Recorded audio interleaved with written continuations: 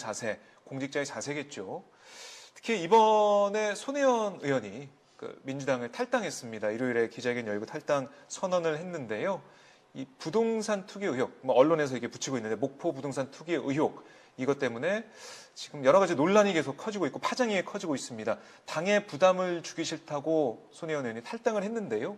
이거 좀 어떻게 보고 계십니까? 글쎄 이제 진상은 네. 밝혀져야 되겠고 손혜원 의원이 투기가 아니다. 그렇죠. 이렇게 강하게 반발하고 주장을 하고 있지 않습니까? 네.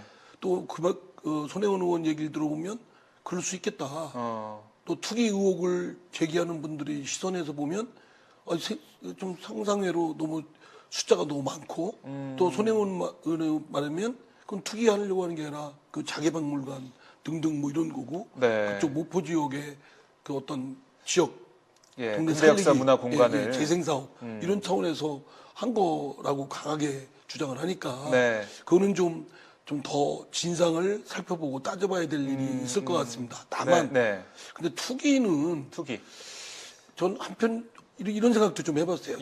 손혜원 의원을 좀 변호하는 변호인 입장에서 말씀드리면 투기하려고 그랬으면 서울 강남에 하지 뭐 목포까지 가서 지방은요. 저도 대전 사람이지만 그 지방은 서울에 아파트 투기, 땅 투기하는 거하고 비교가 안 됩니다. 가격이 오르지도 않아요. 그래요. 그러니까 가격도 뭐 가격대가 비교가 안 되는 거고.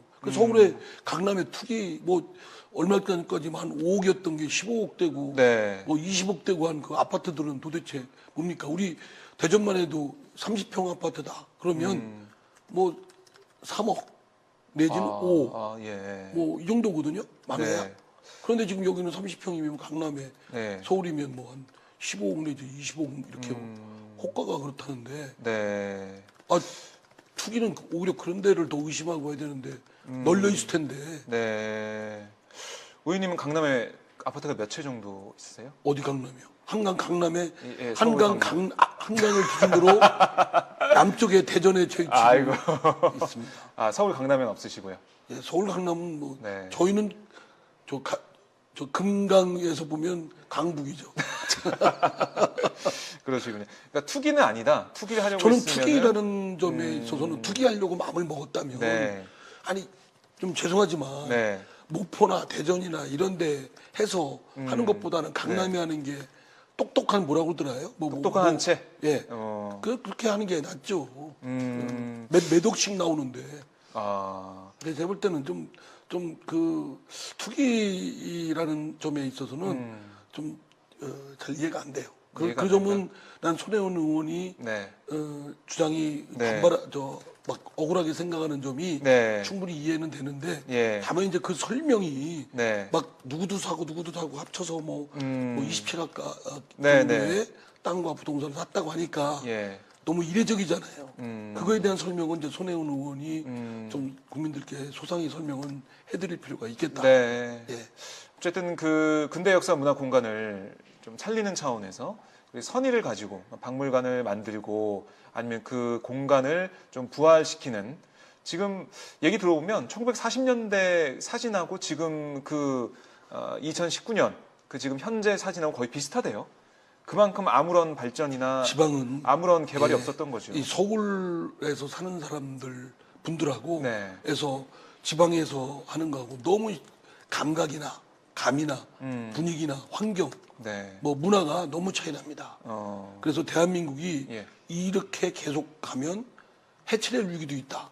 왜냐하면 너무나 이질적이니까 그러니까 남북이 통일이 거론되는 게 아니라 남한 대한민국 내에서도 서울과 지방의 그 이질적인 수준 차이, 뭐 경제력을 비롯해서 문화 여러 가지 환경 차이가 크기 때문에 그런 해체 위기까지도 있다고 되는데요. 그러니까 목포 뭐 이런 지방은 아주 옛날 그 70년, 100년 전 그 모습이랑 다를 바가 없죠.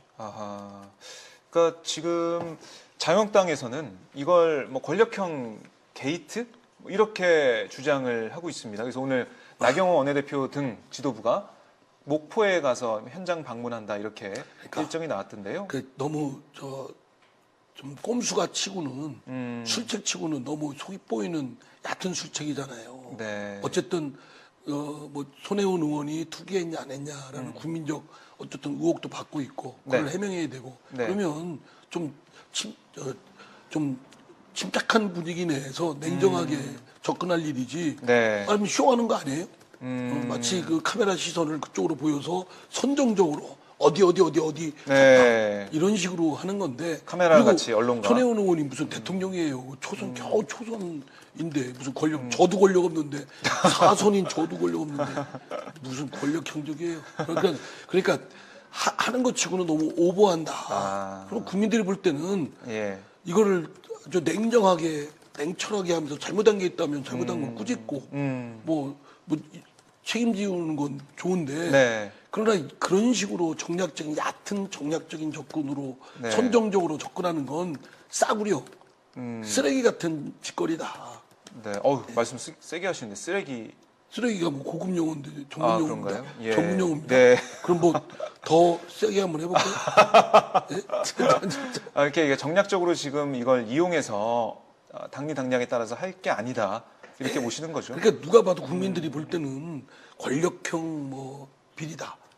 또 그건 좋아요.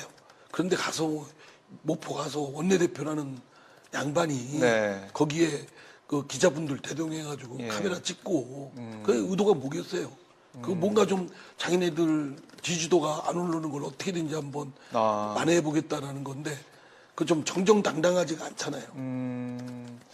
그러니까 이걸 이용하는 것은 어떻게 보면은 한국당 같은 보수 야당, 특히 보수 야당, 그 야당에서 이용하고 있다. 그게 더 큰 문제다. 자유한국당이 보수당이라고 할만한 그런 정파인가 싶을 정도로 네. 좀 너무 저급하게 정치를 그 수준 낮게 하는 것 같아요. 좀 수준 좀 높였으면 좋겠습니다. 따지고 나무라고 하는 건 좋은데 네. 수준 있게 좀 하자. 품격 있게. 품격 있게. 네. 명색이 100명이 넘는 정당의 그렇죠. 그 원내대표. 네. 라는 분이 예. 그렇게 가서 선정적으로 해가지고 그러면 자꾸 이제 그런 모습을 보이면 수준이 그밖에 안 되나? 국민들이 아신다는 거죠, 그걸? 국민들뿐만 아니라 우리도 우습게 알아요. 아하. 네. 왜 이렇게 본인이 자꾸 우습게 보이게끔 이렇게 처신하는지. 저는 이게 TF까지 꾸려가지고 한국당에서는 좀 적극적으로 공세를 펼치면서 달라붙고 있는 그런 상황인데. 그 정도 실력밖에 안 돼요. 좀 무슨 TF요. 한 사람 어떤 전담하는 의원이 파헤치면은 네. 가늠이 될 거. 그러니까 굉장히 엄청나게 그러니까 모기한테 대포 쏘는 격이죠.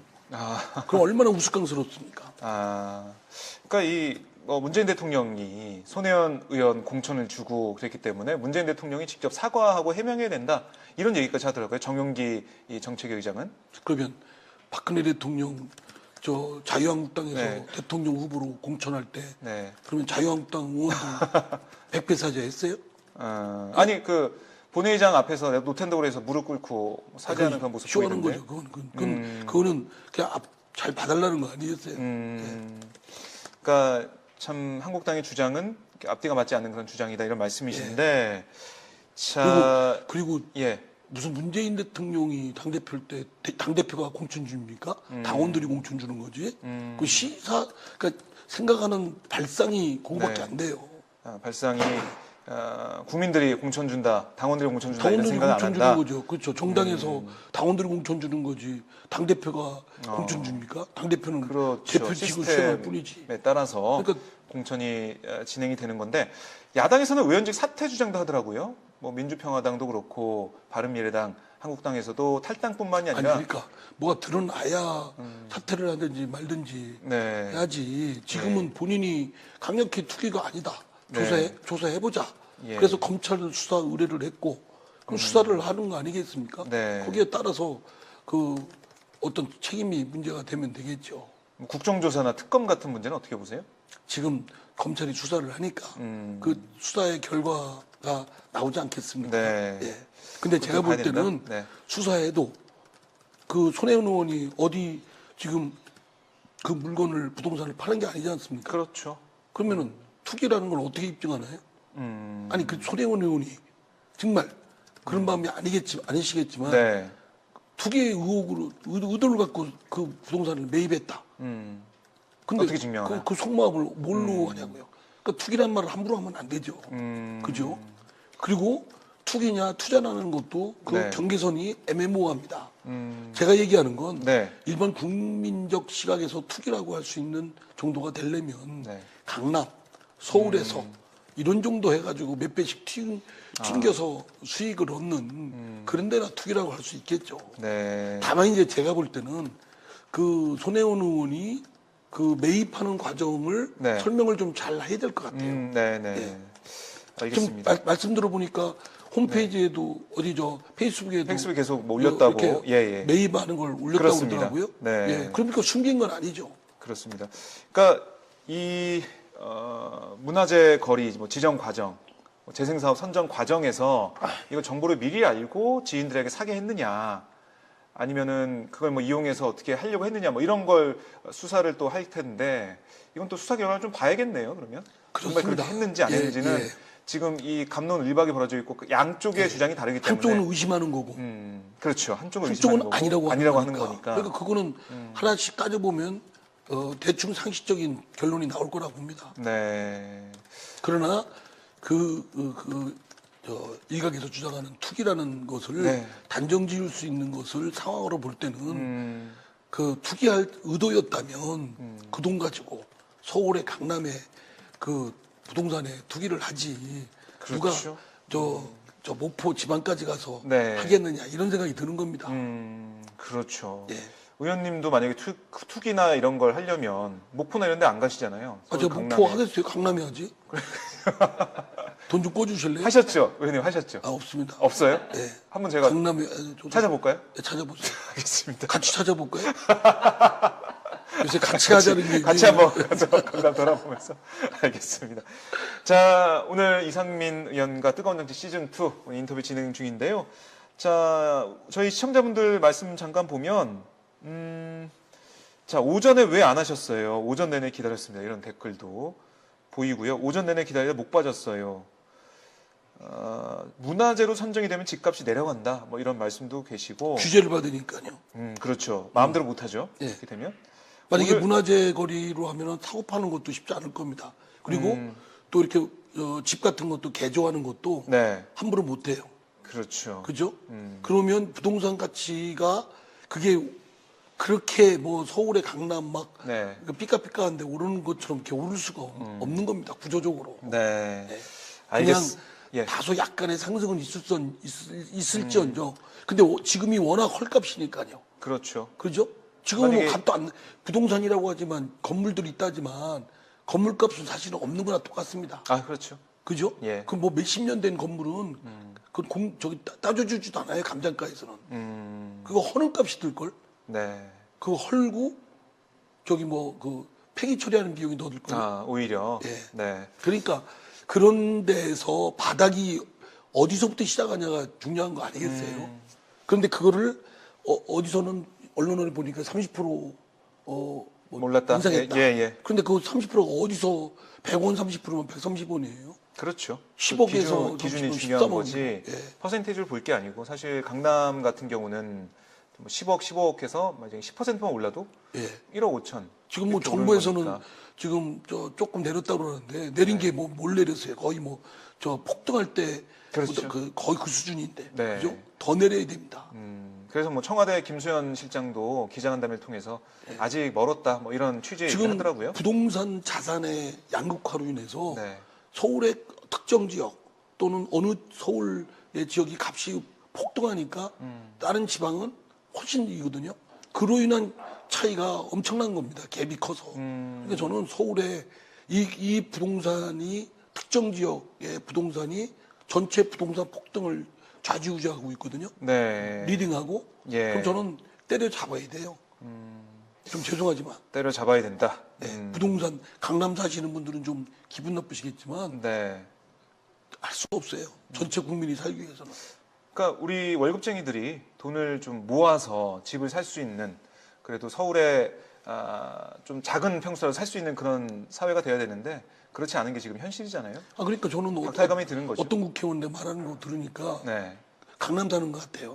뭐 잠실 쪽이나 이번에 아파트값 많이 오른 쪽 같은데 네. 이런 얘기를 하더라고요. 반풍과점 뭐 그쪽이 반포. 많이 올랐지 않습니까? 그렇죠. 뭐라는 거 하니? 아 이거 뭐 팔지도 않았는데 세금만 많이 내게 됐다. 그러니까 억울하신 분도. 아 그럼 딴 데 살면 되죠. 어. 꼭 거기서 살아요? 그러니까 예전에 죄송하지만 참여정부 때 있었던 프레임이 뭐냐면 세금 폭탄 프레임이잖아요. 예.